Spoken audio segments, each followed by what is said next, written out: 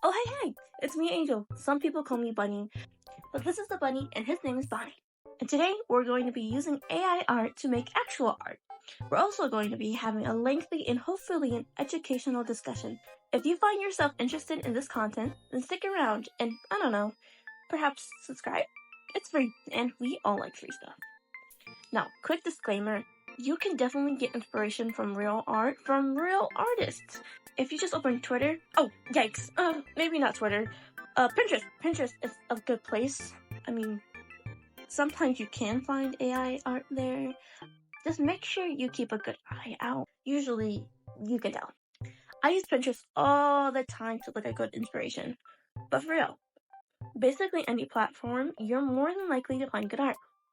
This is just a fun challenge I'll be doing for the video since it's on topic, and if you know me, I like taking things and using them to design characters. Disclaimer done, now enjoy!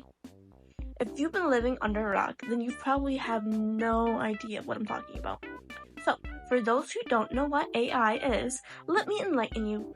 According to the University of Illinois Chicago, and quote, artificial intelligence represents a branch of computer science that aims to create machines capable of performing tasks that typically require human intelligence, end quote. And put simply, AI art is an image/art generated by AI. The image is based on prompts and information the user gives it. So assuming we only know this information, we question, why do so many people have a problem with AI art? Cons. Let's briefly discuss this not-so-brief list of why AI, specifically AI art, is so despised. Well, the main reason is people are concerned that artificial intelligence threatens the livelihood of human artists. Many people think that the AI takes the creativity out of art by allowing humans to produce artwork without having to learn how to paint, sculpt, draw, etc. Lack of uniqueness. Since AI art is generated by algorithms, it's difficult to create something that's truly unique and original. AI literally takes already created images and matches them together with no intent or understanding of what art actually is. So no, it won't ever generate anything truly new. While actual artists will look at pieces and use them to inspire their work. They are confident in what they're doing most of the time and take bits of pieces from inspired pieces as well as coming up with their own bits and pieces to make something original and unique. AI art is not actual art. AI art also lacks heart and love. Art isn't just an image. True art is an expression of ideas and emotions from the artist. It evokes feelings and discussions with intent. AI lacks those qualities. Therefore, most people deem it as not art. Environmental issues. There are also ethical issues surrounding AI art, such as potential effects on the environment. AI-generated images require powerful computing resources to generate images that are becoming increasingly more elaborate. This causes a significant energy consumption, releasing a large amount of carbon emissions into the environment. In short, AI needs a lot of energy to create AI-generated images. And quick side note, it's not just AI or it's not just images created by AI. It's things like character AI and any AI tool that is art there. It needs a lot of energy. It consumes a lot of energy. Quality issues. Although the quality of AI generated images are improving rapidly, there are still many issues with the quality of output. You may have seen the ever so famous multiple finger issue that AI art is so infamous for, or the fusion of, well, any limb or object of the subject in the picture. Economic issues.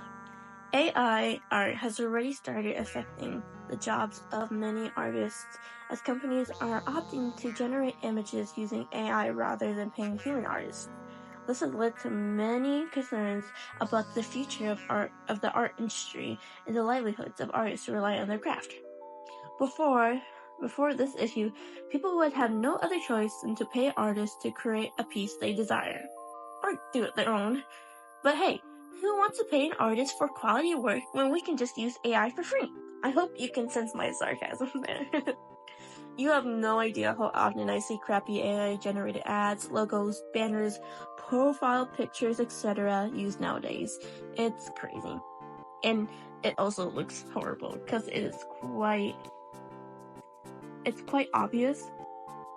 It just leaves a bad taste in my mouth, especially like I wouldn't be wanting to use their services or whatever they're advertising. Unethical training sets.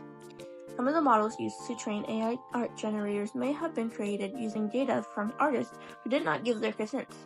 Mostly all of them. This has led to concerns that artists' work is being used and stolen without their permission or knowledge. What's really interesting to me is AI image generators that don't use other people's art / intellectual property to teach its algorithm. A great example of this, from what I've researched, is Adobe Firefly. According to Adobe, its AI is only trained using their licensed images and won't generate work based off people's properties and works. I'm not sure how much I believe of that. They could easily be lying about this, but I'm not quite sure. What do you think about this though? What if you made an AI generator that was trained by only your art? Would it still be a moral issue? Literally let me know in the comments. If you have any thoughts, I urge you to add to the discussion down below in the comments. Now let's get to the actual art. Alright, so I popped on the internet, searched AI photos, and I really combed through everything for a long time. There's a few that I found. I also went on Pinterest since I've been seeing a lot of AI art there. I had mentioned that earlier. And virtually now you can't really escape them. Even though there is art, there's a lot of actual art on the internet. Don't be surprised if you see a couple of AI generated pictures now and again. I looked through the internet for a good while and I picked out pictures that were, that weren't the worst. Really quick, I do want to talk about the websites. It slipped my mind, but there are a lot of websites that people do choose from. Most of them are incredibly subpar. Okay, done. Sorry, I'm getting distracted. Will I list where I got the pictures from?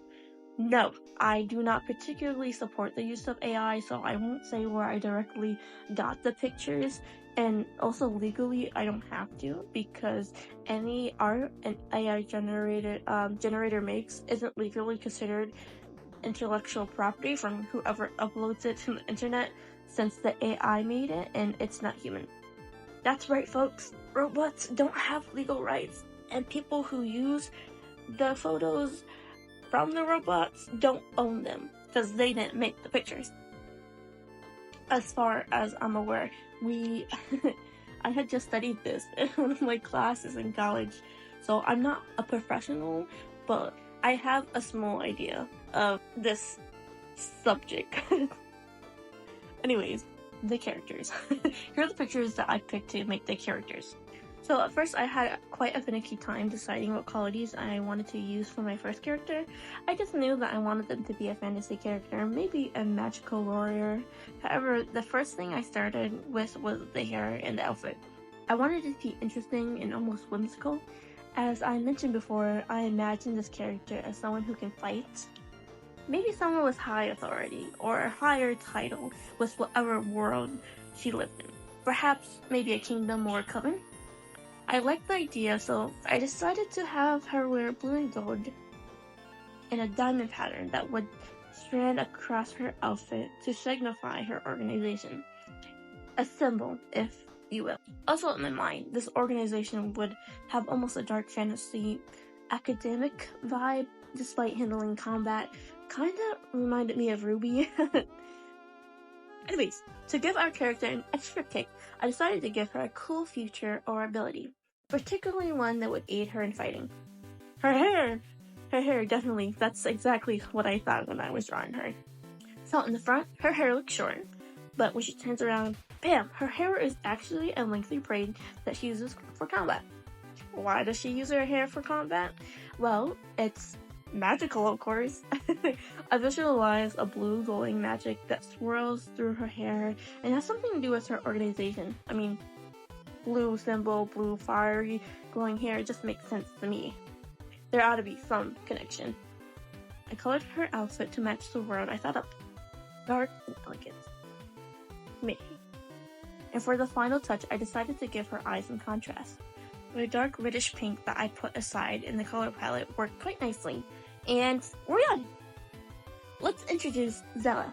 The name Zella has roots within Africa and means lacking nothing or one who knows the path. Also, in Hebrew, it means young warrior. I found this quite fitting for our wise companion. Please forgive me if I have pronounced her name wrong. Alright, let's begin our next character. I noticed a trend of characters with wings, so I thought I would incorporate them into the design. I absolutely knew what I wanted the wings to be bright and colorful, the main attribute to the character.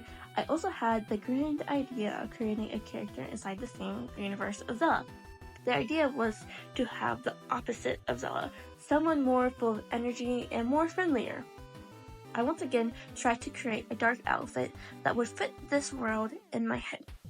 But this character would be a little different story and design-wise. I wanted her to be a lower ranking if you compared her to Zella.